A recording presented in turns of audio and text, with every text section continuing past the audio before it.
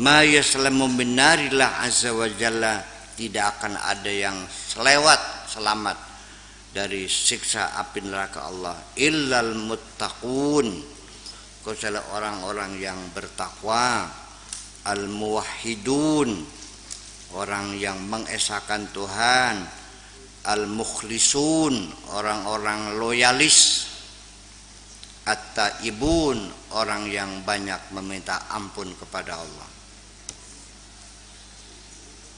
Itu katanya begitu. Ya. Saya menduga yang orang yang suka Pak kafir itu kebanyakan yang paling dekat dengan juga itu kebanyakan Fuqaha. bicaranya hitam putih. Oh gitu. Bukan orang sufisme atau farasifan sebagainya. Sementara orang itu bukan saya. Ya kalau fuqaha no, para sufi juga sudah dapat dipastikan mereka fuqaha juga. Sebagaimanapun nggak mungkin akan masuk ke hakikat tanpa syariat dong. Iya dong. Masa wali bisa banyak wudhu?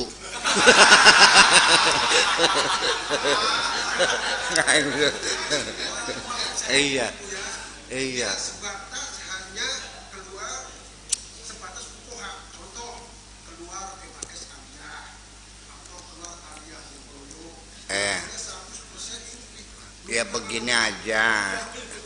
Begini, standar fuqaha menurut Anda seperti apa? Ya kalau tamatan MHS di Lirboyo mah bukan fuqaha, itu mah santri. Santri fikih kan gitu.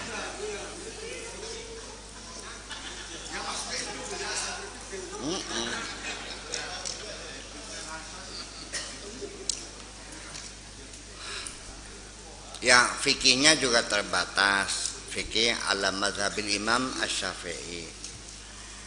Syafi'i juga terbatas lagi. Ini kelompok Zakaria Al-Ansari atau Nawawi. Nawawinya terbatas lagi. Ya. Dan yang dipelajari tidak lebih bab sholat. Kalau ngerti bab sholat ya bukan fuqaha namanya dong. Iya. Iya. Jadi ya artinya bahwa fuqaha murni fuqaha yang tidak mendalami ruhaniyat ya. Ya memang selalu hawanya itu pengennya bertengkar aja. Bukan hanya itu aja, dimanapun di dunia, di Amerika, di Belanda, para pengacara ahli hukum itu doyan bertengkar. Kalau dokter lebih santun, karena disiplin ilmu sendiri juga mempengaruhi perilaku seseorang. Orang bodoh dengan orang pintar perilakunya beda nggak? Nah, yang berilmu disiplinnya berbeda juga. Kalau biasanya kalau saintis itu lebih lembut orangnya, bicaranya nggak banyak bicara tapi bicaranya pasti gitu. Kalau yang hukum segala macam itu argumentasinya kan sebatas hanya silogisme, menyusun premis-premis, kesimpulan, muter-muter jungkir balik karpet dak bayar makan.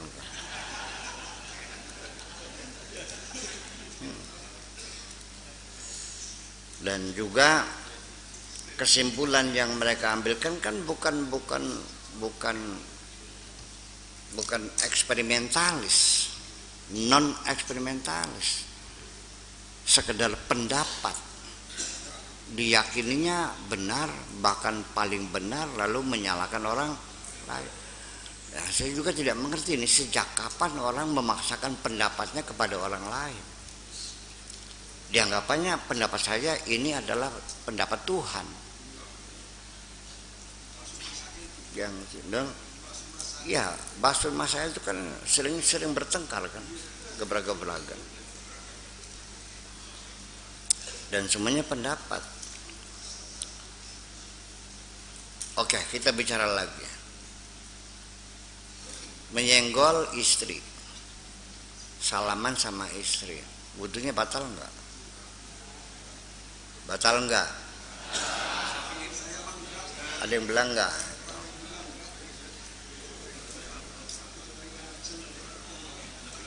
Yang mengatakan enggak salah enggak? Yang enggak. Yang mengatakan batal salah enggak? Yang enggak. Yang mengatakan tergantung enggak juga.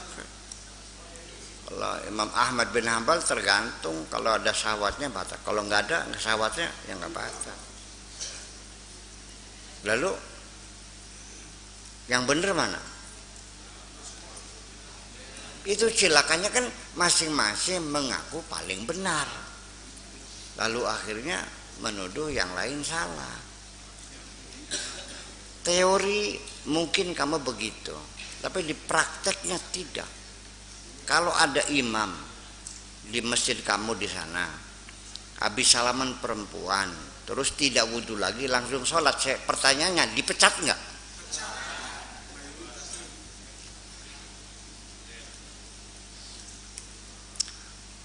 Ini kejadian di Indramayu, ada imam baca Fatihahnya tanpa basmalah, langsung alhamdulillahirabbil alamin sholat subuh.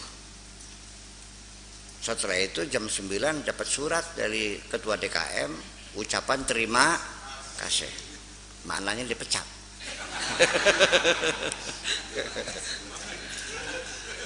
Akhirnya saya bilang, yang kamu sok pinter, saya bilang gitu. Mana ya, katanya iya, katanya ucapan, belum tentu ucapan itu sama dengan tindakan. Sehari-hari kita sering mengucapkan tapi kita tidak melakukan, betul nggak?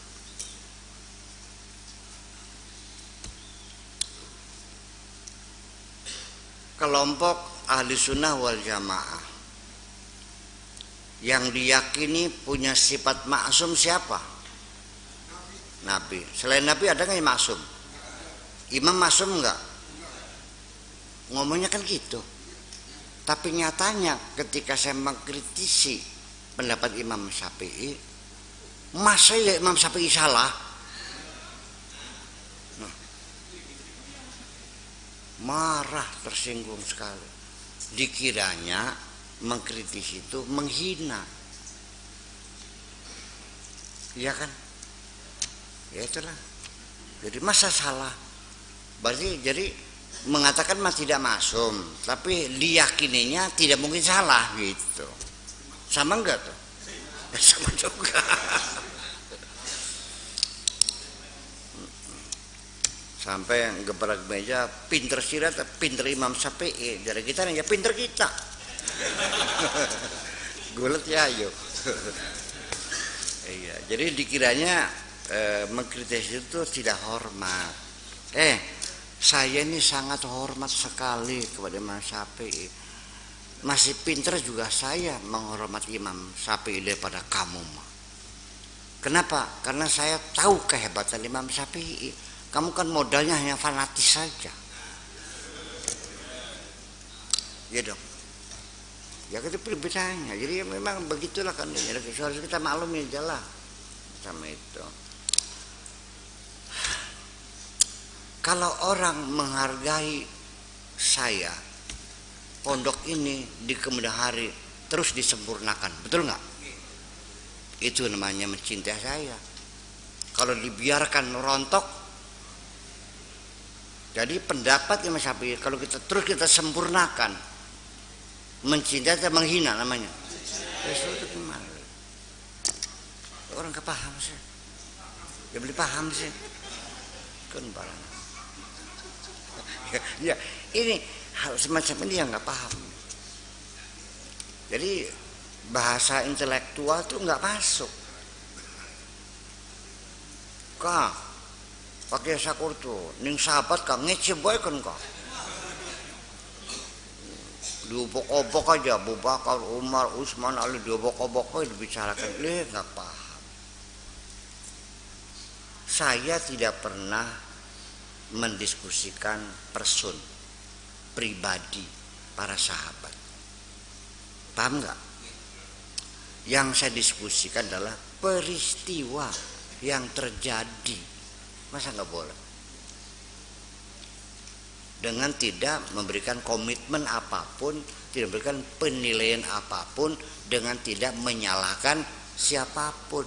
Kita lagi mendiskusikan peristiwa terjadi peperangan antara Aisyah dengan Sayyidina Ali. Iya, eneng-enengan antara Abu Bakar kalau Sayyidina Ali. Permusuhan antara pengikut Abu Bakar dan pengikut Ali. Kita tidak bicara orangnya, peristiwanya. Nah, kalau kita sudah bisa bicara peristiwa, mendiskusikan peristiwa, nah itu berarti kamu sudah S2. Kalau persunnya baru S1 itu. Tapi kalau kita sudah bicara tentang pemikirannya, itu sudah S3. Nah, yang kita bicarakan bukan persunnya. Persunnya sudah pada mati, sudah habis. Peristiwanya sudah ditelan sejarah, ditelan zaman, udah 1300 tahun yang lalu, 1400 tahun yang lalu udah selesai. Tetapi konflik pemikirannya sampai sekarang masih terjadi di depan mata kita, saling bunuh membunuh. Beli paham bisa ngomong. Jadi kita ini harus berbicara dengan bahasa apa begini? Non? Bahasa tambak. Itu nggak paham sih. Jadi ya itulah. Jadi standar berpikirnya seperti apa saya nggak paham gitu. Nah, tetapi setelah saya lama mengamati, akhirnya alhamdulillah beberapa tahun terakhir saya bisa memahami dan saya banyak mengalah. Yang penting mereka paham, itu aja lah. Ya kan? Ya. Sehingga mungkin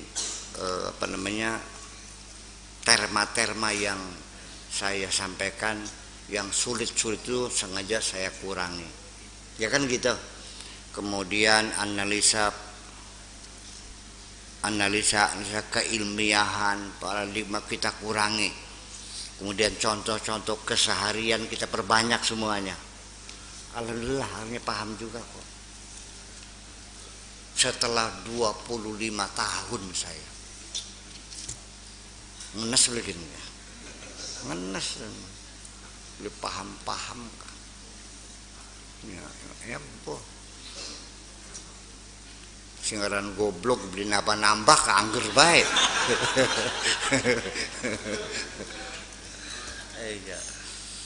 Ya artinya begini, apa yang saya alami sekarang, alhamdulillah, apa yang dihadapi Kanjeng Nabi lebih parah lagi. Pada zamannya, zaman jahiliyah, buta huruf, ya kan, belum ada apa-apa. Kalau saya menghadapi makhluk seperti itu, wis protol usus gitu. Kelenger ninggaleng gitu kan. Iya. Sekarang segoblok-gobloknya kan sudah banyak sarjana. Ya bagian goblok-goblok ke sarjana orang. Ada yang SE, ada yang SH kan gitu. Ada MA, lumayan lah gitu. Artinya, tapi sudah pasti kan bisa baca semua, bisa. Iya, saya nyaman kok nggak ada apa-apanya. Ya, jadi ya artinya ya tidak ada alasan kalau saya purik kan gitu.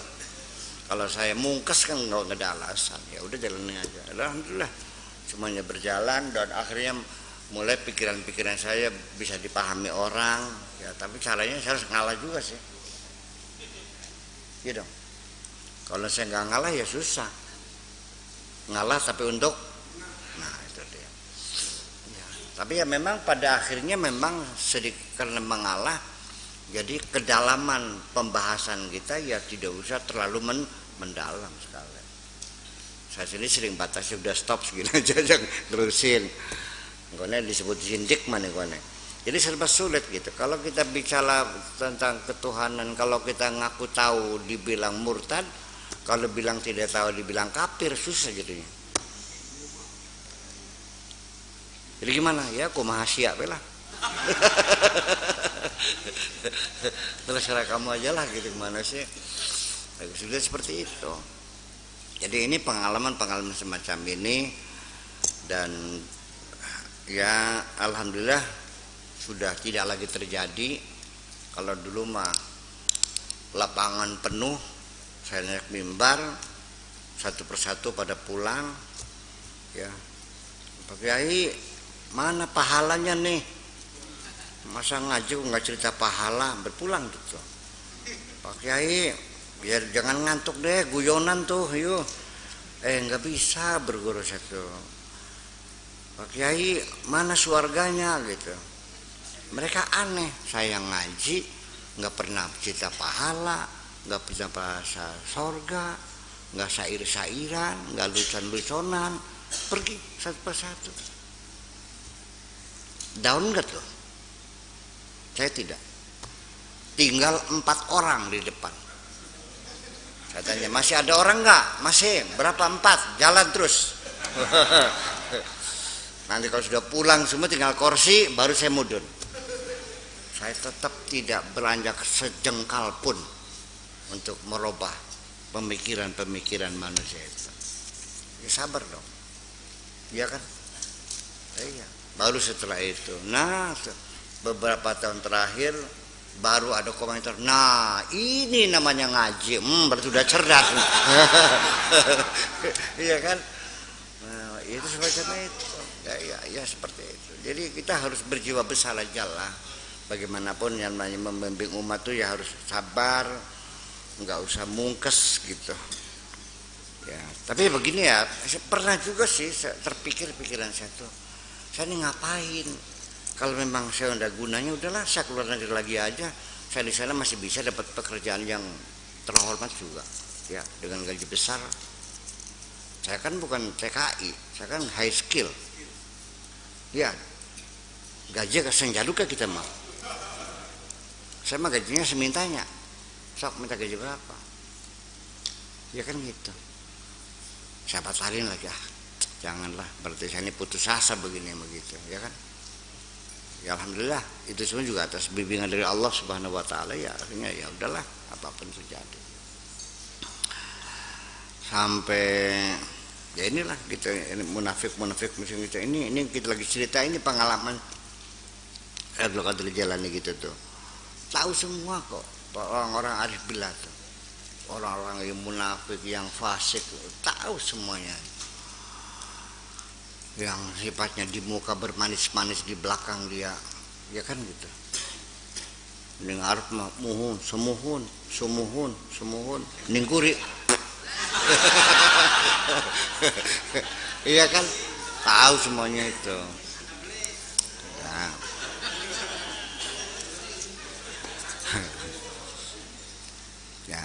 Ya tapi ya memang begitu. Kita dikasih tahu Allah. Terus gimana, ya udahlah. Tapi saya juga pernah sekali sih menegur orang yang mengupas di belakang tuh. Pernah sekali.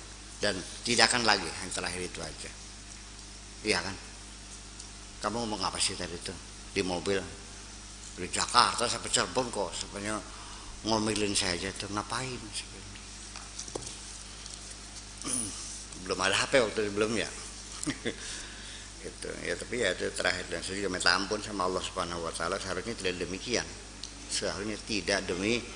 harusnya pura-pura tidak.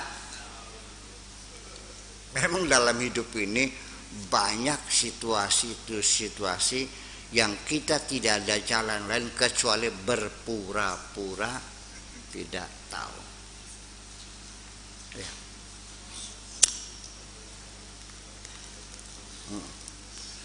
Berpura-pura tidak tahu. As-suqu al-julus fawqal jibali aslam. Duduk di atas gunung itu lebih selamat. Kalau di sininya namanya berpura-pura tidak tahu. Jadi ya insyaallah kita nggak ada urusan luka. Jadi gimana? Udah terang. Yesus mah terus ngerep. Ya sih poho. Udah gitu aja, menghindar gitu macam gitu. Begini lagi, ini yang membuat kita jadi tidak nyaman ini sementara ini, dan mudah-mudahan akan berubah lah. Kita tidak nyaman ini, saya ada khawatiran juga sih, konflik horizontal yang ada di Timur Tengah itu mungkin nggak percikannya ke sini. Oke. Jadi kita mengantisipasi. Tolong kepada jamaah saya, jangan menyiram api dengan bensin. Oke, mananya apa tuh?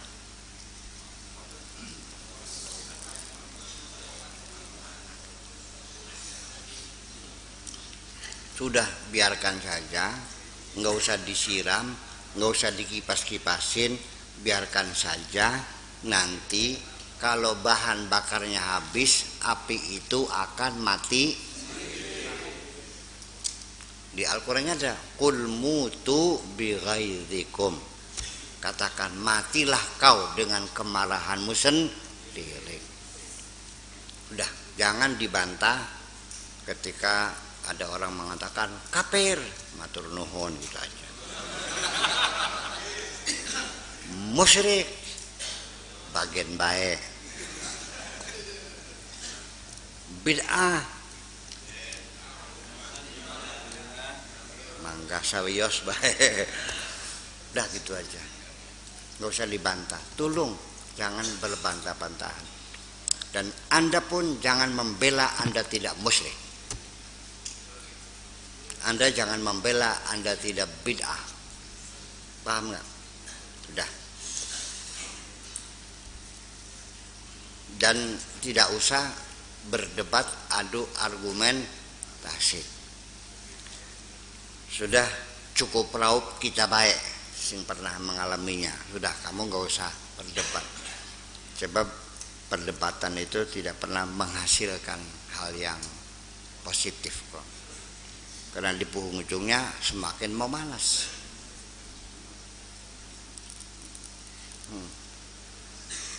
Paham nggak saya ngomong nih? Udah, tolong hindari, jangan ada pertengkaran di antara kita. Satu caranya ialah kita harus membuka pikiran kita bahwa pluralitas itu adalah suatu keniscayaan. Artinya bahwa pluralitas itu adalah sebagai realita di masyarakat yang tidak bisa dihindari. Jadi gimana? Jangan memaksakan, sudah kita siap berbeda. Oke? Siap berbeda. Siap berbeda mazhab, berbeda suku, berbeda bahasa, berbeda agama, berbeda ideologi, semuanya siap. Ya, jangan memaksakan siapapun dan jangan mau dipaksa oleh siapapun. Kita hormati saja orang berbeda itu apa adanya. Kemudian dari mana datangnya pluralitas dalam masyarakat ini? Ini bukan menyangkut persoalan sosial, agama, politik, budaya saja. Sampai menyangkut masalah fisika pun yang disebut ilmu pasti itu juga sama, banyak perbedaan. Hanya saja kalau dalam fisika mah tidak begitu besar ya, kecil sekali, tapi tetap ada perbedaan sudut pandang. Dari mana munculnya perbedaan itu? Dari dua faktor penting. Satu, subjektivitas.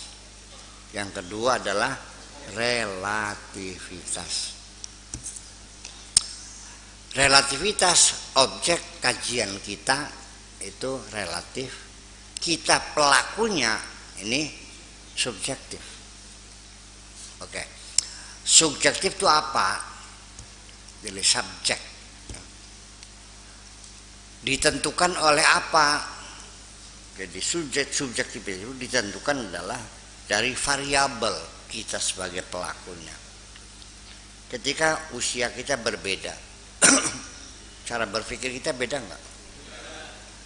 Pendidikan kita berbeda, berpikir nggak? Berbeda nggak? Suku kita berbeda, beda nggak? Agama kita berbeda, berbeda nggak? Ideologi kita berbeda, berbeda nggak? Pengalaman kita beda, berbeda nggak? Tempat tinggal kita berbeda, berbeda nggak?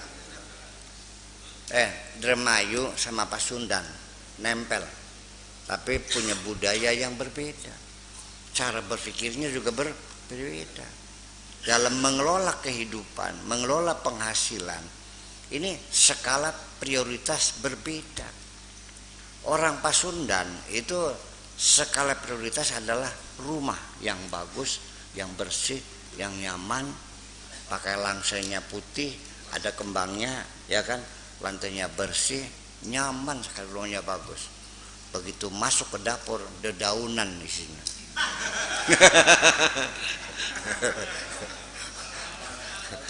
Makanya sebenarnya pakai lalapan aja. Itu. Ya. Makanannya sama dengan ternaknya. Iya. Iya. Orang Pasundan tidak memanjakan lidah, tidak kok. Dengan soelan, dengan lalap, dengan sambal, cukup dengan tempe sama ikan nasi sudah selesai. Tapi kalau orang Indramayu, pertama prioritasnya badogan.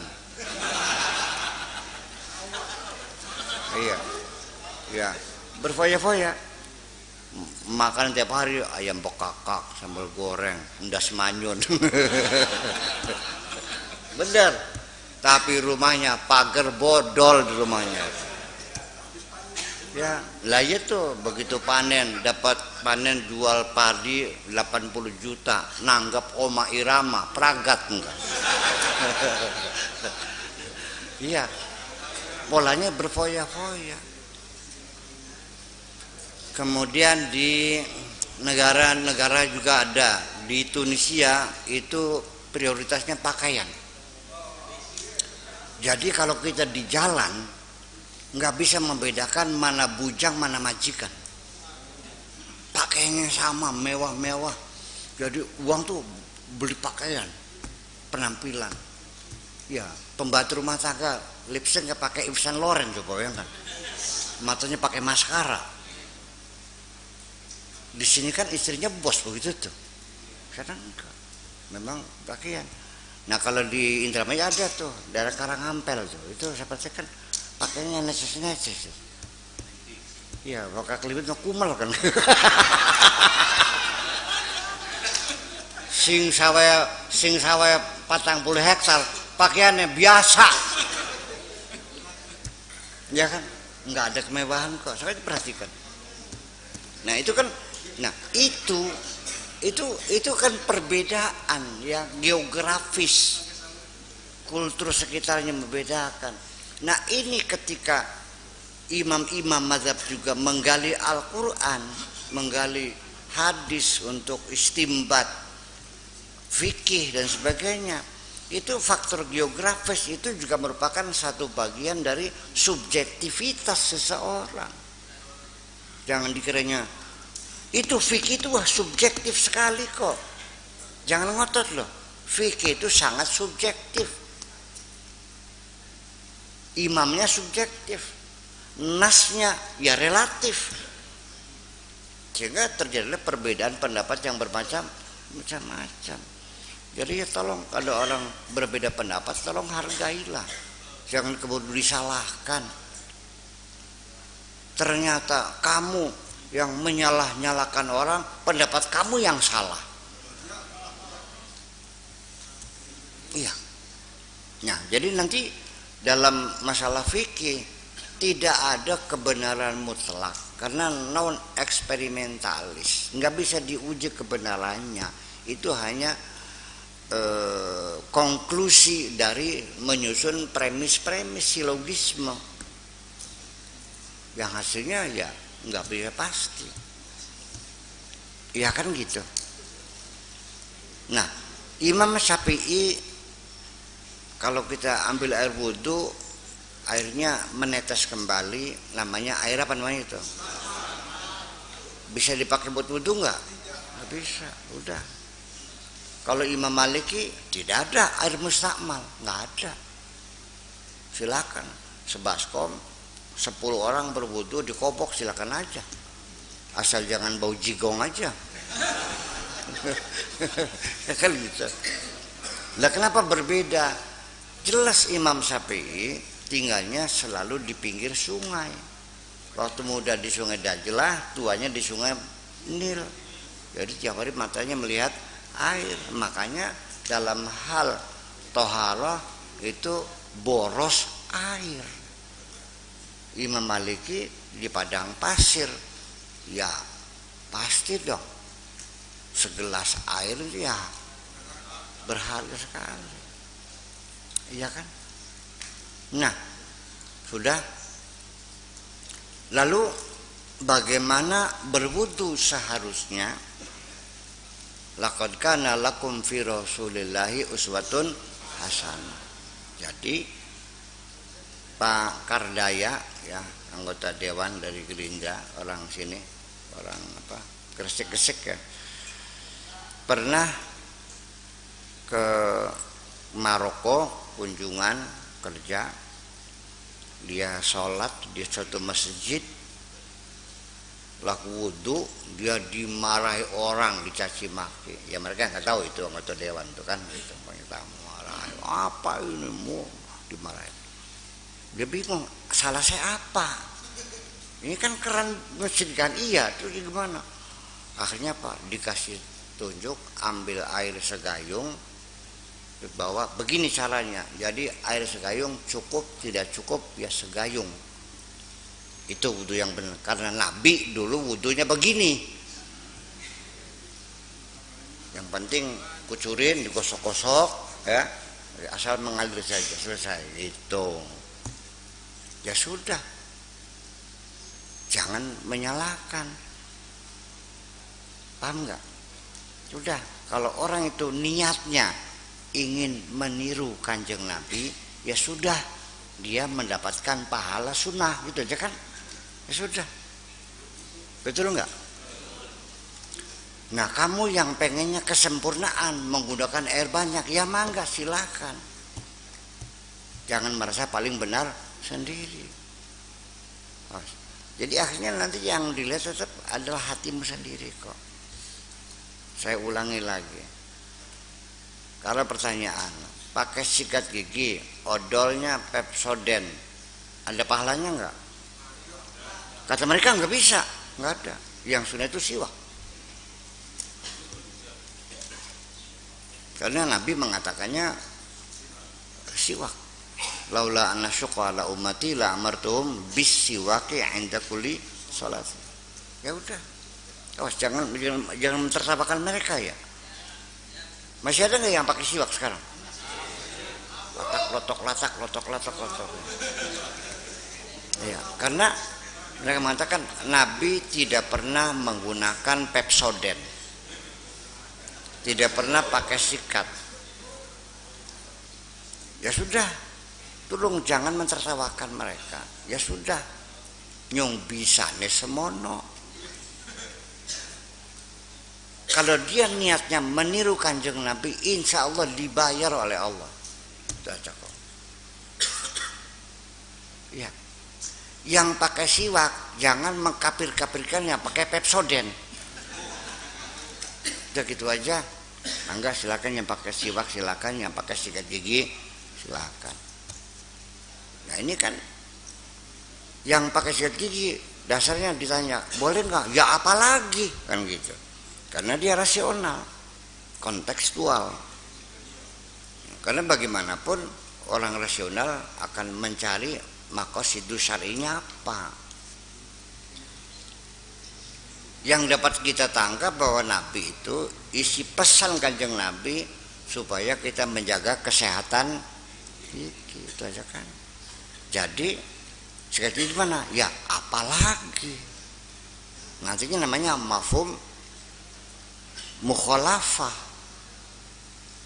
Iya, ya kan begitu. Namanya fahwal khitab, apalagi kan gitu. Gini, wala taqul lahuma ufin, jangan membentak orang tua. Kalau nampar bagaimana, boleh enggak? Ya apalagi.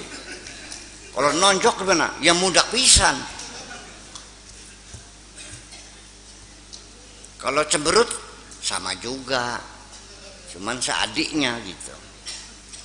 Bentak sama cemberut, mana kakaknya mana adiknya? Cemberut adiknya, membentak kakaknya, termasuk dilarang juga kan gitu. Namanya adnal khitab. Nah, orang rasional itu akhirnya mengatakan ya pakai sikat gigi, ya apalagi. Itu aja kan. Jadi salah nggak orangnya pakai siwak? Ya enggak juga. Udah jangan bertengkar. Ya kan. Kalau pakai tisu cebok boleh nggak?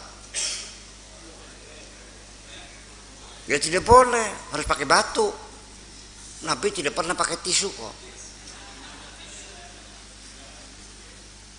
Jadi ada orang yang berpahaman tekstual tuh apa adanya seperti itu. Sampai Nabi rambutnya panjang dipanjangin. Nabi pakai jubah ya pakai jubah. Nabi jubahnya cingkrang ya cingkrang. Paham enggak? Nabinya poligami ya kitanya pokoknya pengen persis kayak Kanjeng Nabi. Allah juga tahu kalau memang itu dasarnya karena cintamu kepada Rasulullah, mudah-mudahan Allah berkenan. Itu aja kok. Betul enggak? Urusannya apa? Nah, kamunya yang begitu juga jangan menyalahkan kaum yang rasional. Betul enggak? Dalam sejarahnya kelompok rasional pernah dibantai. Ya, pada abad kelima Daulah Abbasiyah itu dibantai. Korbannya konon katanya sampai 10.000 orang Mu'tazilah yang dibunuh-bunuh itu. Yang pertama kali pemimpin Mu'tazilah yang dibantai itu namanya Syekh Jaham. Itu di kota Irbil, Irak ya. Khotibnya itu lagi khutbah Idul Adha. Nah, isi pidatonya itu begini, saudara-saudara sekalian, nanti korban itu kamu sembelih setelah saya selesai khutbah. Jangan sekarang, tunggu dulu. Nah, saya juga nanti setelah selesai khutbah, saya punya korban khusus. Kepalanya Syekh Jaham, pimpinan Mu'tazilah, akan saya sembelih. Bener, turun dikewer kepalanya, dipenggal di tengah lapangan tuh. Apa dosanya? Dia mengatakan Quran adalah makhluk. Quran adalah hadis. Kalau kita qadim ya, itu ceritanya. Oke. Tapi juga sama ketika yang berkuasa itu Mu'tazilah, seperti Mu'tasim billah, seperti Ma'mun kan gitu. Tawakil billah, para Mu'tazilah yang jadi raja. Ahli sunnah wal jamaah sama dibantai juga. Korbannya bukan palang tanggung, penggeden loh. Buat Injil dari tengah, wa Zabur dari telunjuk. Hadhihi kulluha makhlukah. Oh, ya udah, selamat pulang kan gitu. Jadi ini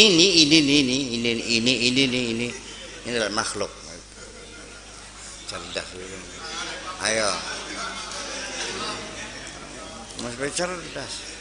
Itu kan al-fitnatul kubra.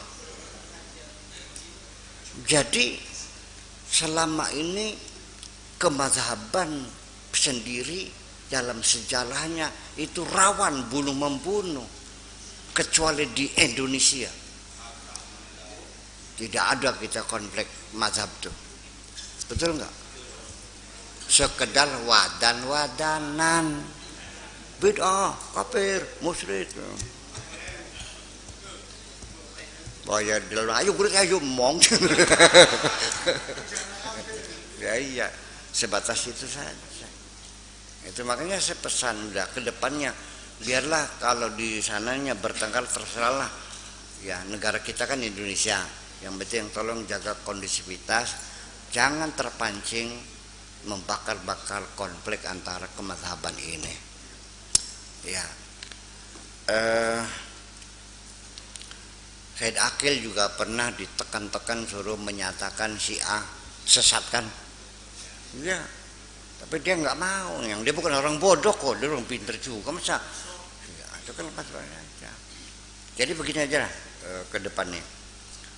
Bukan urusan kamu mendukung Ali, mendukung Abu Bakar. Abu Bakar sebagai kelompok Ahli Sunnah, Ali kelompok Syiah. Kader wis pada mati kabeh. Satu kader gak duduk pamanira duduk apa kun. Iya kan? Waktunya sudah 1300 tahun yang lalu dan tempatnya nun jauh di sana di kota Mekah. Karena Mekah ke sebelah dia berungut. Ya, dan kita kebangsaan kita bangsa Indonesia sudah nggak ada urusan. Biarkan itu peristiwa sejarah hanya sebagai pelajaran bagi kita ke depan Indonesia. Jangan pernah terjadi konflik semacam itu. Ingat kata Rasulullah, al-qatil wal maqtul finnar.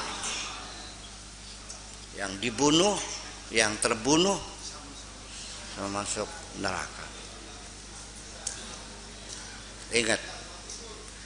Lalu ada yang bertanya, ya Rasulullah, kenapa al-maqtul, limadzal maqtul finnar?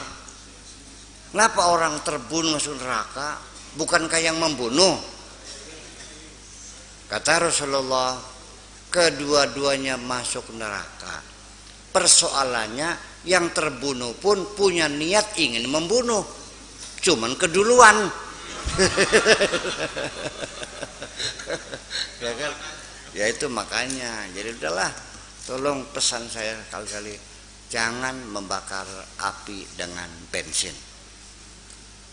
Anda menghindar saja, katakan saya tidak siap bertengkar. Saya ingin negeri ini damai-damai saja, yang aman, itu saja kok. Tolong sampaikan kepada teman-teman yang di rumah. Ini pesan penting sekali gitu aja. Jangan menghinakan mazhab apapun. Bahkan jangan membenci agama apapun. Enggak ada urusan. Tolong. Biarkan masalah surga neraka Allah yang menentukan. Jangan kamu yang memaksakan. Betul? Wes, assalamualaikum.